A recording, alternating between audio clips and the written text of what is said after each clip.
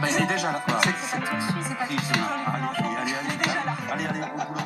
T'es dehors déjà? Au boulot. Ça commence bien. Ah bah ouais. T'es pas prêt? Tu vois, j'ai envie de te dire. Macron, non, mais avec un Mélenchon, Philippot, un Mélenchon, ce sera bon enfant, tu vois. Mais Mélenchon, attention. Oh oui, cette petite graine de dictateur, lui. Oh putain. Alors lui, c'est le culte de la personnalité à mourir. Alors, regarde-le quand il se fait des trucs en hologramme, images de synthèse, etc. Putain, tu te croirais à la NASA, quoi. Mais Mélenchon, il a fait je pense que c'est dans C'est ce qu'il faut, hein. dans cette interview-là, où il était face à Patrick Cohen. Et puis, vu que vous nous traitez notre race à cause de notre croyance, qu'on est des méchants, qu'on est ceci, qu'on est cela. Ah mais c'est vraiment un squat Mais total. regardez, ils m'ont donné Ah ça pardon, avant. excusez-moi. C'était pas prévu, mais c'est comme ça, on est en direct, vous voyez. Jean-Luc Mélenchon qui débattra également. C'est que moi, je l'enlève pour l'émission, tandis qu'ils la gardent pour les ordres. Évidemment, pour revenir. On garde le sourire, hein, Madame Lapix. Hein, t'inquiète pas, Madame, ça va bien se passer. T'inquiète pas, Madame. Mais putain, il vient de vous mettre une cartouche, hein, Jean-Luc, là, quand même. Hein.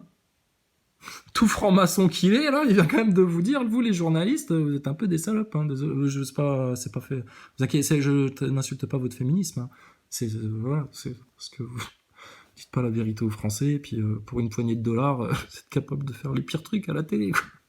Jusqu'à aller balancer des fake news, quitte à tomber sous le coup de la loi 1881. C'est grave, c'est trop grave pour qu'on continue à se taire malgré la censure. Donc, tiens, en gros, t'es un vendu, en fait. Mais donc, dans cette interview-là, il y a... Ah tiens, j'avais pas vu ça. Dans cette interview-là, il y a Jean-Luc, qui est face à Cohen. Et puis alors, Cohen, tu sais, tu le connais, hein, petit sioniste casard, machin, lui, tu vas... Il est juif, lui? Patrick, tu es juif, Patrick? Viens parler d'Hachem avec nous. On est des chrétiens, nous, on veut juste parler de Dieu, d'amour, de pardon, de repentance. Teshuva. Viens, Patrick, discuter avec nous. Et on te ramènera des copains musulmans, tu verras, on peut parfaitement discuter de religion. Ça pose aucun problème. Aïe, aïe, aïe. Mais alors, fallait voir ce truc-là. Donc, Mélenchon dit... Attends, je vais te le retrouver, ça. Mélenchon qui parle avec Cohen, et puis... Ah ben voilà, c'est là. Si vous êtes française ou français, vous savez sûrement que l'État peut financer vos formations. Mais oui, une dette énorme, il finance tout. Il finance même notre vaccination. Il est trop gentil, l'État. Alors, excusez-moi de mettre les pieds dans le plat, mais... D'où ma question sur le droit à l'islamophobie. Non, mais je vais vous dire, est-ce qu'on a le droit à la fait Alors, c'est surréaliste, les débats qu'ils ont. On est au bord de la Troisième Guerre mondiale, qui n'aura pas finalement été provoquée par les musulmans, mais par un quiproquo entre les États-Unis et la Russie, parce que les États-Unis, ils trouvent pas ça normal qu'on les laisse pas s'étendre encore plus, tu vois. Quand même, on est partout chez nous dans le monde. Plan Marshall, non? Bon, alors, maintenant on veut l'Ukraine. Pour faire chier les Russes, pour vous faire chier. Bon, d'accord. Puis les Russes, au bout d'un moment, eux, ils en ont un peu marre. Et puis, quelque part, eux, ils sont aussi dans le plan, tu sais. Enfin, bref. La stratégie du chaos. Donc, les musulmans, au final, c'est eux qui vous auront déclenché la Troisième Guerre mondiale? Non. C'est les musulmans qui vous ont refilé le coco? Non. Bon, c'est les musulmans qui vous ont confiné chez vous, interdit de boire de l'alcool, sauf si tu te mets assis, interdit d'aller danser avec des femmes en boîte de nuit, interdit d'aller au café, interdit tout ça. Hein? C'est des vilains islamistes qui vous ont interdit tout votre savoir-vivre à la française, là? Non. Vous voulez être interdit tout seul, hein, en obéissant à de la non-science, à de la superstition, à de la supercherie. Mais ce couillon-là, il continue à te parler de ça. L'islam. C'est là. Alors, écoute bien, ce qui le gêne, en fait, c'est pas les croyants. Moi, je croyais que c'était ça. Moi, je croyais que Patrick Cohen, c'était... Excusez-moi de parler comme ça, mais on va se parler crûment maintenant en France. Je pensais que Patrick Cohen, quand il voyait un arabe, tu vois, le bougnoul, tu vois, d'après ses stéréotypes, tu vois, quand il voyait ça, il avait mal, tu vois, il avait mal aux dents, il avait mal quelque part. En fait, non, c'est pas ça. Il a aucun problème. Même avec les femmes voilées, les croyants, les croyantes, ça le dérange pas. C'est la religion qui l'embête. La religion. Aïe, aïe, aïe. Et là, Mélenchon, il va lui mettre une cartouche du siècle. Pas le droit à la judéophobie. Qu'est-ce que vous en pensez? Les personnes qui la pratiquent. Ça va de soi. Donc, est-ce que la laïcité qui nous donne le droit absolu d'aimer une religion nous donne aussi le droit de la... Alors, on a le droit absolu, d'aimer une religion. On n'aime pas une religion, on aime Dieu. Allah, Hachem, le tout miséricordieux, le Père éternel, le créateur de toutes choses. Dieu, avant toute chose, avant toi, avant mes enfants, avant mes parents, avant ma république, enfin ta république, c'est pas la mienne, avant ma nation, ça c'est la mienne par contre, avant la terre, avant les animaux, avant toute chose. Dieu, Allah, le créateur, le tout miséricordieux, le tout puissant, avant tout. Et la loi de Dieu qui nous impose de ne pas tuer les autres, de ne pas voler, de ne pas convoiter la femme de notre prochain, d'aimer notre prochain, de vivre en paix, de tout ça, de ne pas pratiquer l'usure, le bien. Ça pourrait être le paradis sur terre si on obéissait juste aux lois de Dieu. Et vous avez tellement, vous, torturé vos lois d'homme, de l'homme et du citoyen, etc., pour chercher à filouter quand même, tout en vous donnant bonne conscience, tout en vous mentant à vous-même, pour vous faire passer pour des gens bien, alors que vous êtes, je parle pas forcément que de toi, Cohen, que vous êtes les pires pourritures sur Terre, etc. Mais regardez-vous en face, certains humains, là. C'est gravissime ce que vous faites. Et le pire mal, c'est pas aux antivax que vous le faites, c'est pas aux antipasses, c'est pas aux antitanes, c'est pas à nous, c'est pas aux croyants, c'est à vous-même que vous le faites. C'est en train de vous faire très très mal. Comment ça va finir à Patrick Cohen si demain il est pris d'une crise cardiaque comme une espèce de comique américaine qui fait des blagues sur les non-vax et puis qui finit par se fracasser le crâne par terre? Comment ça va finir, Patrick Cohen, si tu claques? Va falloir que l'amour de Dieu soit vraiment miséricordieux et inconditionnel pour qu'il te laisse passer. Toi qui étais aussi perfide à essayer de foutre tes doigts dans les plaies, à colporter de la merde, etc. C'est quand même dramatique, ça. Puis t'en as pas marre de te prendre des hontes comme t'es en train de t'en prendre une par Jean-Luc le franc-maçon en plus. Sioniste franc-maçon. Je te dis, laisse les hyènes se bouffer entre elles. Hein. Regarde, c'est drôle. Détester pourvu qu'on ne rejette pas les personnes qui la pratiquent. Ça va de soi. Donc, c'est le droit à l'islamophobie? Comment? Non, alors on n'est pas obligé de détester les autres. Avec le sourire. Alors, vous avez vu comme je suis logique, monsieur Mélenchon? Un vrai mathématicien. À moi tout seul, j'aurais pu découvrir que la station spatiale et Thomas Pesquet n'étaient qu'une fraude. Regarde-le. Alors, raisonnement logique, donc on a le droit à l'islamophobie? Phobie, la peur.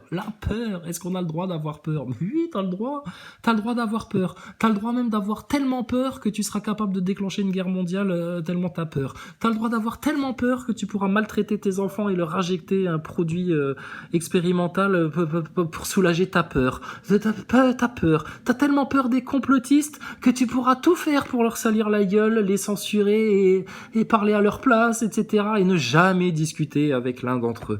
Tu peux avoir tellement peur d'un musulman, de l'islam, etc., que jamais tu viendras parler avec un vrai musulman bien pacifié, un savant de l'islam, qui a bien compris les choses, et qui est en paix avec les chrétiens et les juifs. Parce que tout est écrit dans le Coran, en fait. Hein. Pas besoin de s'énerver. Vous avez peur. Vous êtes dans la peur en permanence. Alors, tu devras avoir peur que d'une chose. La seule crainte qu'il faudrait avoir, celle qui apporte toute sagesse, c'est la crainte du jugement du Seigneur. C'est la crainte du jugement de celui qui nous a créés. C'est la crainte du jugement du Père. Que va faire notre Père de nous quand il va rentrer à la maison et qu'il va dire « Maintenant, on fait les comptes ». Et vous allez tous passer en file indienne et on va discuter les uns après les autres. Ça va durer longtemps, les yeux dans les yeux. Chacun son tour. Waouh. C'est ça qui me fait peur, moi. Parce que un jour j'ai fait comme Thomas Pesquet, je me suis masturbé. Alors du coup je flippe. J'ai fait des petites bêtises comme ça, mais c'est gravissime. En fait on se rend pas compte à quel point tout péché est grave. Tout péché c'est cautionné, c'est collaborer, c'est donner son autorité à Satan sur nous. C'est grave de faire ça. C'est grave. Effectivement, Jésus avait 100% raison. Il faut qu'on soit parfait comme notre Père est parfait. Et jamais s'arrêter. Et à chaque fois qu'on trébuchera ou qu'on tombe, eh ben, faut se relever. Parce que sinon, tu vas finir en enfer, Patrick. Et tu seras avec un autre Patrick. Patrick Bruel. Hein, et lui, il sera à la recherche de son orgueil et il te chantera des chansons tous les jours. Cassez les couilles! Cassez les couilles! Et vous serez entre sionistes, vous serez bien, aïe aïe aïe. Comme des petites boulettes dans un ragoût. Patrick, s'il te plaît, pour la gloire d'Hachem, pour l'amour de tes rabbins, sors-toi de cette merde. Fais un repentir. Et Jésus, c'est vraiment le Messie. Hein. Enfin bref. Ça me fait penser à autre chose. Rav Ron Shaya. Parce que j'écoute tout, je te dis. Rav Ron Shaya. Fait des cours, tu sais, un truc tout récent là. Bon, il parle que bon, alors aïe aïe aïe, ça va être la fin du monde, la 3e guerre mondiale. Donc bon, il y a de grandes chances que, voilà, parce que vous voyez, même au niveau financier, ça va pas très bien, etc. Enfin bon, bref, les rabbins, quoi. Et il parle de Jésus à un moment donné, et puis il dit, ouais, le crucifié. Mais d'un manière dédaigneux, comme ça. Oui, le crucifié, enfin bon, de toute façon, lui, il avait juste... C'était un peu un juif, mais il était un peu idolâtre. Il avait monté un truc, une espèce de business, Jésus et tout, le crucifié. C'est le crucifié. Oh, Rav, Ron Shaya. Tu sais que le crucifié, c'est aussi le ressuscité. Et que le Messie que vous attendez tous, ça va être lui. Et Jean le Baptiste, alors, c'était qui? Et Marie, alors, c'était qui? Et Nicodème. Et... calmez-vous. Bon, alors, du coup, vous voyez, il n'y a aucune haine. Aucune haine. Tu peux dis tout le mal que tu veux. Sois méchant, mens, sois prétentieux. Et un orgueil spirituel qui va te mener à ta perte. Pas de problème. Pas grave. Tu te fais mal, en fait. Tu te fais mal comme Patrick Cohen, qui s'engage dans une discussion sur l'islamophobie, parce qu'il a peur, tu sais, en fait, il a la haine. Il s'est fait voler sa chocolatine un soir en rentrant de l'école, probablement. Il y a des traumatismes. Tu sens qu'il y a des traumatismes chez Patrick Cohen, comme chez plein d'autres Français. Hein, puis quand on t'a vendu, en plus, 11 septembre, les terroristes, le professeur Paty, égorgement, toute la fraude, bon, bah, le français de base, le sioniste de base, le feuge de base, il est terrorisé, il a peur, il est dans la phobie. Il est dans la phobie comme quelqu'un qui aurait peur d'un virus imaginaire. La peur. Imaginez l'état de ces gens-là. Ils sont ignorants. Ils sont enflés d'orgueil. Et en plus, ils ont peur. Mets-les ensemble, regarde ce qui se passe. Et nous qui avons un peu conscience des choses, pas peur du tout, et puis beaucoup plus de conscience des choses que eux, tu vois, de connaissances, bah, nous, ça va en fait. Mais nous, on n'a pas le droit de s'exprimer parce que nous, c'est le mal. Mais c'est le mal parce que tu viens froisser leur orgueil. C'est comme l'autruche. L'autruche, il voudra jamais parler avec nous. Il voudra jamais parler avec les platistes. Parce que ça va froisser son orgueil. C'est des malades de l'orgueil, ces gens-là. Ils ont l'orgueil sensible. C'est des doudous. C'est des chétifs. Donc Patrick, il s'engage sur l'islamophobie. Que n'a-t-il pas fait là? Face à Jean-Luc le Mélenchon. Jean-Luc le franc-maçon. Vous détestez les araignées? Est-ce que vous détestez les araignées? Non, pas Non, particulièrement. mais il y a des gens qui supportent pas. 4e animal. Voilà. Attention, elle est journaliste. Elle en a de l'info. Hein. Et vérifié, il y a eu des sondages, les chiffres sont vérifiés, c'est du sûr. Hein. L'araignée, c'est le 4e animal que les Français ils ont le plus peur de elle. De l'araignée. Putain. C'est beau le métier de journaliste, hein. J'espère que si un jour il y a une pandémie provoquée et tout ça, vous saurez nous avertir d'une quelconque propagande, d'un effet de masse et de faits frauduleux. Pour pas qu'on tombe dans un piège de science. Hein. J'espère que si un jour vous voyez une station spatiale passer dans le ciel avec un mythonaute à l'intérieur qui vous raconte qu'il fait caca contre le mur sans rideau, etc., j'espère que vous serez là pour nous dire la vérité, madame la journaliste. Hein. Donc, l'araignée, la phobie, arachnophobie. Tu l'as vu le film Arachnophobie? Le film Islamophobie, tu l'as vu? Ouais, c'était les 20 dernières années. C'était islamophobie. Chrétienphobie, bon, ça fait 200 ans que ça dure, ça. T'inquiète pas. Islamophobie. Et là, maintenant, ça va être rabbinphobie. La rabbinphobie, la boulette-phobie. Aïe, aïe, aïe. Écoute Jean-Luc ce qu'il lui a dit. Ça porte un nom, c'est une phobie. Au début, moi, j'utilisais pas le mot islamophobie. Parce que je me disais, mais je vois pas pourquoi ils disent phobie. Maintenant, j'ai compris. Monsieur Mélenchon, moi j'ai la franc-maçonnicophobie. Les francs-maçons, j'ai pas confiance.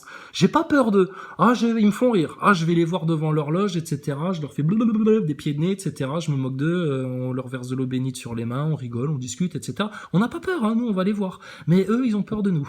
Ils veulent pas discuter avec nous, ils nous détestent parce qu'on est des croyants. Est-ce que c'est normal, ça? C'est ça, la laïcité? Parce que on peut vous en présenter des francs-maçons qui ont la haine contre nous juste parce qu'on est croyants, chrétiens ou musulmans. Ils nous détestent. C'est normal, monsieur Mélenchon? Vous accepteriez ça dans la nation si vous étiez président? Il va falloir discuter de la laïcité. C'est un sujet crucial, ça. Bah écoutez, attendez, on a affaire à une caste sataniste, transhumaniste, pédophile, eugéniste, maçonnique. Bien sûr qu'il faut en parler. Bon alors, Mélenchon le professeur. Je vois le nombre de gens qui, obsessionnellement, dès qu'il est question d'islam, deviennent fous. Disent n'importe quoi. Des braves gens, le reste du temps. Mais dès qu'il s'agit de ça, sont pris par des peurs paniques. Pourquoi, à votre avis? Pourquoi, à votre avis? Je vais te répondre. Ça va bien se passer, madame. Ça va bien se passer. Je vais te répondre pourquoi. Le conditionnement mental et émotionnel proféré par vous, les médias, et Hollywood. Et le cinéma, et les clips, et les conneries, et les machins. Tout ce qui influence la conscience des gens. Si les gens étaient intelligents, ils ouvriraient le Coran, ils liraient dedans, et ils réfléchiraient, et ils comprendraient. Mais ils font même pas cet effort-là. Enfin, ils font même pas l'effort d'aller vérifier les chiffres sur les sites de la NSM ou des instances officielles qui nous parlent de votre pandémie. Donc tu vois où on en est. Hein. Pourquoi ils sont devenus aussi bêtes, les gens? Pareil, un conditionnement, un abrutissement de masse volontaire qui s'est opéré sur plusieurs années, voire sur plusieurs générations. Parce que c'est plus facile de contrôler des cons que des gens intelligents, bien conscients, qui savent dire non quand ça va trop loin. Et quand tu prends la mesure de l'abrutissement de la masse, ceux qui disent non aujourd'hui, là, au point de monter en bagnole, en camping-car et en camion sur Paris, là, que eux, ils en arrivent à dire non, c'est que là, vraiment, vous êtes allé très, très, très, très, très, trop loin. Pour l'instant, t'as le sourire, t'as un joli chemisier, des belles boucles d'oreilles, etc. Mais vous jouez avec le feu, poussez la nation dans le chaos, et malheur à ceux par qui le scandale arrive. Hein. Alors, à votre avis, monsieur Mélenchon, pourquoi est-ce qu'on déteste autant les bougnoules en France? La question, il faut parler crûment. Attendez, on est en France, faut se parler en vérité, c'est ça en fait. Pourquoi? Peut-être aussi parce que vous les avez laissés croupir dans des cités ayant bien essoré leurs parents qui vous ont servi de main-d'œuvre pour votre patronat à la française, hein, après avoir bien colonisé leur pays, et puis les avoir bien pris pour de la merde, et puis au final, ça a donné ça. Hein. C'est tout ce que vous vivez là maintenant, c'est les conséquences de vos erreurs passées. Demandez pardon pour vos erreurs passées. Faites un grand repentir. Et vous arrêterez d'en subir les conséquences. Parce que la pire des conséquences que vous allez subir de tout ça, c'est la colère de Dieu. Et quand la colère de Dieu va vous tomber dessus, vous n'êtes pas plus fort que les Égyptiens, vous n'êtes pas plus fort que le peuple d'avant le déluge. Vous allez vous faire balayer par le feu. Par la destruction totale. Juste pourquoi? Parce que vous n'avez même pas été capable de défendre les plus innocentes victimes, les enfants victimes des réseaux pédocriminels. Et que quand on vous dit pédosatanisme, vous rigolez de manière condescendante, c'est comme si on était des fous. Et il y a pourtant des faits, des témoignages, etc. C'est archivé, putain, faites votre boulot, les journalistes. Alors, monsieur Mélenchon, à votre avis, pourquoi on n'aime pas l'islam en France? Pourquoi, à votre avis, Jean-Luc Mélenchon? Je ne sais pas, ils ont leur raison. Il ne sait pas. Non mais, il ne sait pas. Pourquoi, toi, tu sais pas l'expliquer, alors que nous, on sait parfaitement l'expliquer? Pourquoi toi, espèce de benet en costard, tu vas aller voter pour un mec pareil alors qu'on a beaucoup plus conscience que ce mec-là et qu'on a des vraies solutions, nous, à vous apporter? Parce que là, ce qui se passe, c'est pas seulement politique, économique, énergétique, environnemental, ce qui vous arrive, diplomatique. C'est humain. C'est l'humain qui a besoin d'être guéri. Et l'humain, il pourrait être guéri que par le bien pur, la source pure de tout bien, de toute vérité, de toute science. Et il n'y a que les orgueilleux qui rejetteront ça. Et les orgueilleux connaîtront l'enfer. Mais de la tête de ces élus, et j'espère en être, Dieu ne fera pas tomber un seul cheveu. À nous de rester sur le droit chemin. Donc Mélenchon ne sait pas. Il sait pas. C'est à peu près. C'est un peu priste. Comme Thomas Pesquet. Un peu. Qu'est-ce que je te dis? Ils ont vu des attentats, on leur a dit que c'était de la faute des musulmans. Alors ils l'ont cru peut-être. Bon, le droit à l'islamophobie, vous croyez qu'il y en a qui s'en privent aujourd'hui de l'islamophobie? Vous avez le sentiment qu'il faut que... Et oui, on connaît des amis francs-maçons à vous, ils ne s'en privent pas. Ils ne se privent pas non plus de christianophobie. Ah, ils nous crachent à la gueule, ils nous traitent de tous les noms, etc. Il y a aussi de la platistophobie. Ah, des gens qui s'intéressent à la géographie, à des incohérences géographiques, à certaines données scientifiques, et puis qui en déduisent que le globe qui tourne, l'héliocentrisme, est peut-être plus une vision d'esprit qu'une vraie réalité des choses, et qui aimeraient en discuter scientifiquement et sereinement avec des gens. Il y a une plastitophobie. Déteste les platistes en France. Il y a une complotostitophobie aussi. On déteste les complotistes. On a peur des complotistes. On a peur de parler avec des complotistes. Vous avez peur de beaucoup de choses en France, hein, c'est incroyable. Hein. Et pourtant, ceux dont vous devriez avoir le plus peur, ce que Macron est en train de vous faire tomber sur le coin de la gueule, vous n'en parlez qu'en superficialité, en vous en contentant, et puis parce que c'est au pouvoir, vous vous y soumettez avec manière obséquieuse. Mais c'est quand même incroyable ce qui vous arrive. Alors, l'occasion d'une campagne présidentielle, on vient ici dire « Oui, vous avez le droit de vous haïr, c'est une très bonne idée ». Non, Qu'est-ce c'est que un vous êtes en combat, train de- je pense à Charb qui était votre... alors ben oui, mais non, mais le gars il s'énerve parce qu'il vient de lui dire une vérité. Tout Mélenchon qu'il est, hein. Je ne cautionne pas, moi quand il y a quelqu'un qui dit la vérité, je cautionne. Donc il t'a dit la vérité, là. Vous êtes là, vous avez envie que les gens se haïssent entre eux. Et vous faites tout pour. Parce que vous n'aimez pas certaines personnes, alors vous essayez de tout faire pour monter d'autres personnes contre ces personnes que vous détestez, etc. Putain, vous avez un problème psychiatrique, les neuneux, là. Vous ne vivez pas dans l'amour, vous ne vivez pas dans le dialogue, vous ne vivez pas dans la vérité. Et ça vous énerve d'être comme ça. Et comme vous vous sentez vide et que vous vous détestez vous-même, vous voudriez que tous les autres se détestent et vous n'aimez pas les autres. Mais c'est un grave problème, ça, ce qui vous arrive. Parce qu'une humanité où il y a plein d'individus comme toi, Cohen, ça casse franchement les couilles. Et après, ça donne des gens qui sont à bout, là, et qui montent en bagnole à Paris, etc., qui viennent encore plus foutre le bordel. Mais maintenant, stop, ça. Faut parler en vérité en France. Arrêtez vos simagrées, sérieux. Qu'est-ce que t'as fait? T'as mis du beau maquillage, tu t'es fait une mise en pli pour passer à la télé, puis t'as mis un masque, etc. Mais c'est quoi le sens de vos vies, sérieux? C'est quoi le sens de vos vies? Pour voir des papas pareils palabrés avec autant de bassesse, mais franchement. Alors du coup, Cohen, il s'énerve parce que il se prend une première vérité. Vous êtes là pour que les gens se haïssent les uns les autres. Est-ce que c'est ça l'enjeu d'une campagne présidentielle? Bien sûr que non. Mais bon, c'est le climat ambiant sur toute la Terre. Pourquoi, à votre avis, monsieur Mélenchon, c'est comme ça? Ah mais je sais pas, bah, nous on sait, nous on sait. Satan, le diable, Iblis, la fin des temps. Camarade à qui vous avez rendu un hommage formidable, qui a fait une lettre ouverte aux idiots de l'islamophobie. Vous vous souvenez de son texte? Mais oui, puis il a le droit. C'est une démocratie, ce pays. On dit ce D'où qu'on ma veut. question sur le droit On à l'islam. critique. Oui, donc il a le droit. Puis écoute, qu'est-ce que tu veux que je te dise, moi? Moquez-vous. Moquez-vous de Dieu, des prophètes, des croyants. Faites donc. Ceux qui s'énervent et qui commencent à brûler, à vouloir vous tuer, machin, etc.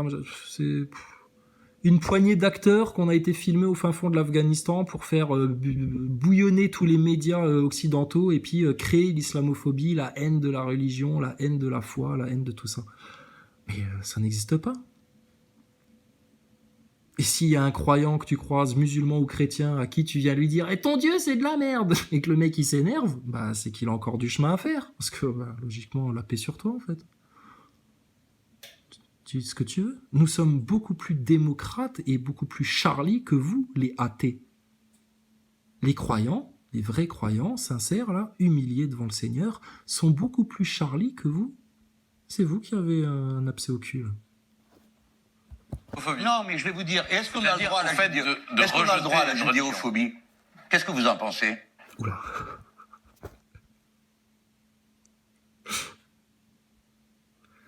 C'est à ce moment-là qu'il a compris que tout était fucked up. C'est à ce moment-là où la roue a déraillé. Ça, franchement, c'est très novateur, monsieur Mélenchon. Personne n'avait osé attaquer sous cet angle. Je vous félicite. Bravo. Qu'est-ce que vous pensez de la judéophobie?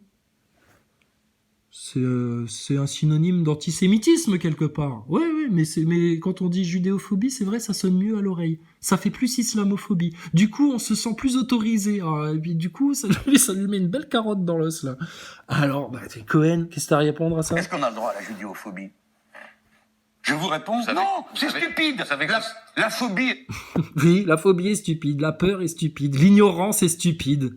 Regardez-les, tous ces covidios, là, par stupidité, par ignorance, par peur, la bêtise ambiante. Ce qu'ils ont été capables de faire de la France. Donc, Cohen, t'as pas répondu au monsieur, là. C'est peut-être ton futur président, déconne pas. Eh oh, soumets-toi, comme tu t'es soumis à Macron, clébard. Non, on plaisante, Patrick, on plaisante. On peut tout pardonner, mais on n'oubliera rien. Vous avez sacrément foutu le bordel en France, quand même. Hein. Alors, judéophobie, j'ai le droit ou pas? J'en veux pas, parce que tu me fais pas peur, en fait, hein, que tu sois juif, musulman, chrétien, ou athée, ou sataniste, ou ce que tu veux, tu me fais pas peur. Je dis, moi, j'ai juste peur du jugement de mon Seigneur. Moi, j'ai peur qu'il ne veuille pas de moi au paradis, c'est tout. Qu'il me pardonne pas certaines choses. J'ai juste peur de ça. Mais toi, tu me fais pas peur. Et puis, j'ai pas de haine envers toi, tu vois bien. Pourtant, je suis un Français, chrétien, complotiste, anti-vax, platiste, la crème de tout ce que tu détestes. Donc, qu'est-ce qui se passe en France? Qu'est-ce qui vous arrive? Ça va pas, les petits doudous? Ça va pas, les enfants? Vous êtes stressés. Donc, islamophobie. Bon, vous vous êtes octroyé le droit et puis vous voudriez l'imposer à tous. Hein, vous voulez imposer vos peurs aux autres. Mais comment on appelle ces gens-là là? C'est catégorisé dans le DSM, là, dans l'annuaire des maladies psychiatriques, là. Vos phobies. Je t'emmerde avec tes phobies jusqu'au bout, moi. Si t'as un mec qui a peur de ceci, peur de cela, la haine de ceci, la haine de cela, la seule chose dont il faut avoir la haine, c'est du mensonge, de la violence, de la manipulation, des démons, du mal, de l'ennemi déclaré. Tout le reste, mon gars, mais c'est sérieux, c'est carnaval, en fait, tout autour, là. C'est des confettis, c'est de la paille. Donc, Cohen, tu vas répondre à la question du monsieur. Est-ce qu'on a le droit à la judéophobie? Parce que lui, c'est tellement un tribun, il a tellement la gueule tout le temps ouverte, il te laisse même pas répondre. Mais là, maintenant, il faut te laisser répondre. Donc, Patrick Cohen, judéophobie, c'est bien ou pas? Bon, ben voilà, t'as compris, Patrick. Patrick, reviens en sincère repentir. On va faire une prière, là, pour tous les vilains, menteurs, méchants, etc. Seigneur Dieu Tout-Puissant, pénètre leur cœur par un rayon de lumière. Pénètre leur esprit par un rayon de lumière. Tu as toute puissance sur toute chose. Toutes tes créatures te sont soumises, Seigneur. Donne-leur une inspiration pour qu'ils reviennent à la vérité, à l'humilité, à la paix, dans le doux nom de Jésus-Christ, à qui tu accordes tout, Seigneur. Pitié, Père éternel. Ouvre-leur les yeux, comme tu as ouvert les yeux à Martin Blachier, afin qu'il puisse revenir vers toi, pour que ta gloire soit manifeste dans toute l'humanité. Et pitié, Seigneur, pardonne-leur et épargne-leur le feu de l'enfer, vers lequel ils se jettent de manière inconsciente.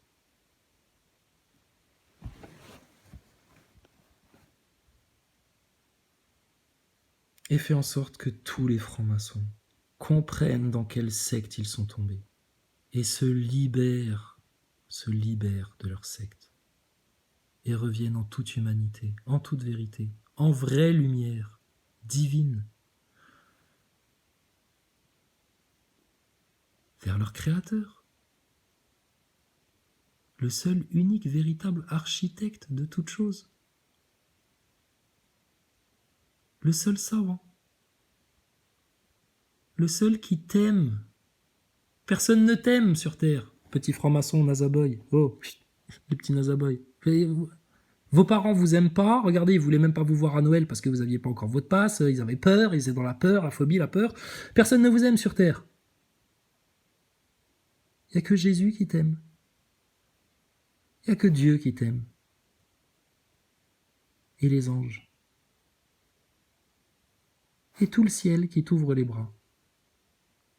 Et vous, à ça, à la nature abondante et généreuse et éblouissante, vous allez préférer vos fusées à la con qui vont même pas dans l'espace, vos astronautes, vos picouzes, vos masques en PQ qui servent à rien, vos attestations, vos QR codes, vos téléphones portables, vos sites internet, vos chaînes YouTube, votre nombre de viewers, votre compte en banque, votre bagnole, votre Tesla, votre ceci, votre cela. Mais vous êtes des gamins en fait.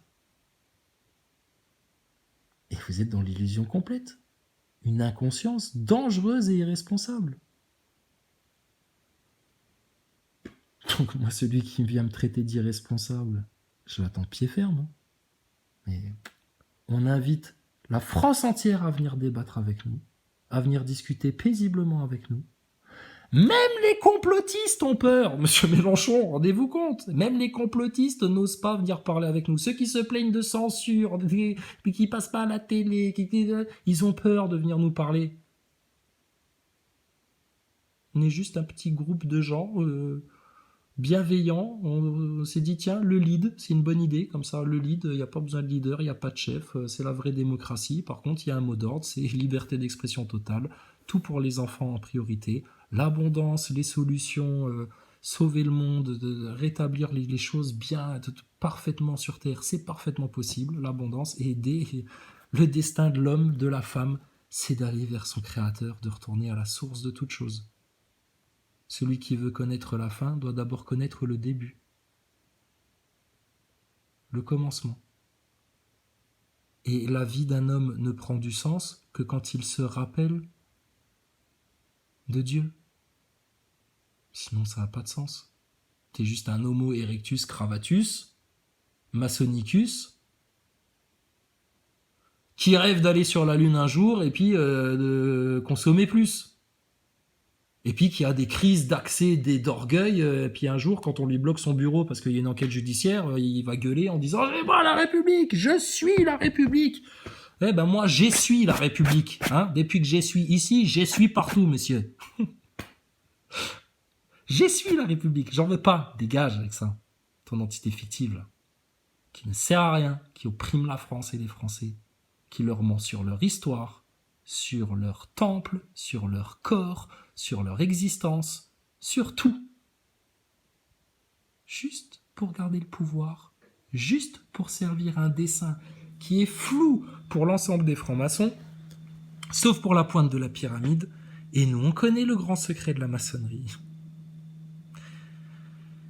L'œil au-dessus de la pyramide, on le connaît. Et c'est un ennemi déclaré, qui s'est lui-même déclaré comme notre ennemi. Hein. Parce que nous, à la base, on était des humains créés par le Seigneur, des petits bébés, On comprenait rien. Par contre, la racine, la graine, le petit grain là, qui est venu faire ensemencer tout le mal, le premier grain d'ivraie là, qui a pollué tout le champ là, tout le jardin, c'est l'orgueil. Satan, par orgueil, a fait commettre à Adam un péché. Par orgueil. C'est que l'orgueil, même je te dis, un atome d'orgueil, c'est l'enfer assuré. Et regardez autour de vous, s'il n'y a que ça, plein d'orgueil, plein d'orgueil. Même les enfants sont dans l'orgueil. Bref, dernière anecdote rigolote. Bon, on va passer à autre chose, hein, monsieur Marchand. Mais bon, vous essayez de comprendre, vous arrivez à comprendre. Là, franchement, vous n'allez pas vous en sortir, sinon. Déjà pour nous, croyants, sincères, en train de faire une vraie démarche, en train d'essayer de faire quelque chose, on sent que ça va être difficile, parce que... Quand même, hein, c'est la fin des temps, là. Le jugement approche, hein, à grands pas, hein. Et vous, là, qui vous complaisez dans l'orgueil, l'ego, l'athéisme, la mécréance, la haine de l'autre, l'ignorance, la non-science, les astronautes, et puis la station spatiale et tout ça, vous croyez que ça va se passer comment pour vous? Réveillez-vous vite, hein. Non, parce que je te parlais de l'innocence des enfants. Je suis allé jouer au foot avec le gamin, tu sais, on jouait dehors, tu sais. Ouais, y a pas besoin d'attestation, y a pas besoin de passe. Alors, les enfants ont pas le droit de jouer au foot dans des clubs, etc. Par contre, tu vas sur n'importe quel terrain de France, samedi après-midi, il fait beau, les gosses, ils sont dehors, ils jouent au foot. Il y a pas de masque, ça se touche, ça se culbute, ça se... Mais alors, j'étais choqué, hein. J'ai dit à mon fils, putain, que je t'entende jamais parler comme ça, hein, parce que, attention... Ouah, comment ça se traite sa race de fils de pute d'enculé de sa mère, là, les gosses et tout. Eh, mais t'hallucines, quoi. 10 ans, les minots. Oh, les parents, là. Faudrait voir les parents, tu sais. Papa, maman, là. Viens voir comment il parle, ton enfant, là, sur le terrain, là. Et puis, à un moment donné, petit truc drôle, tu sais, il y avait un gamin, il avait la balle, tu sais, c'était sur un city.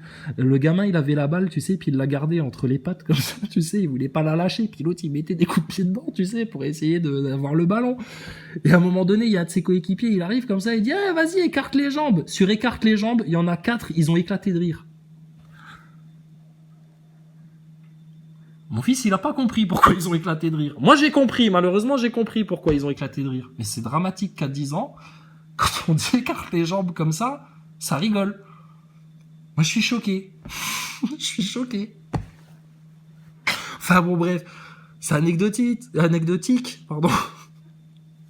Mais ce serait quand même plus pratique si maintenant on remettait un petit peu de vertu, hein, dans cette société, un petit peu de bien-être, un petit peu de joie, un petit peu de bon sens, et puis qu'on remettait les choses au carré. D'accord ? Parce qu'on sent qu'avec des gauchistes comme toi, ça va être le sacré bordel. Parce que si c'est pour avoir des Jérôme Rodriguez, ministre de la Culture, ou je sais pas quel bordel, on va être dans une merde, Jean-Luc, je te garantis. Alors là, faut qu'on discute en France. Faut qu'on discute. Mais vous voulez discuter avec qui ? Les journalopes, là, pour qui vous rincent l'ego, là, qui vous brossent dans le sens du poil. Mais pourquoi faire ? Ça n'avance à rien, vous tournez en rond. Venez parler avec nous, là, avec les complotistes. Mais bon, vous voulez pas nous parler, bon bah nous on se casse. Puis démerdez-vous dans votre chaos, qu'est-ce que tu veux que je te dise ? Tant pis pour toi, tu te trouveras un bison pour te déplacer un jour dans la neige, dans l'hiver nucléaire qui est en train de se profiler devant toi, hein, avec leur hystérie macroniste, poutiniste de l'OTAN et compagnie, là. Putain, mais est-ce que vous prenez conscience de la gravité des événements ? J'espère pour vous. Bon, allez, vas-y, alors la suite.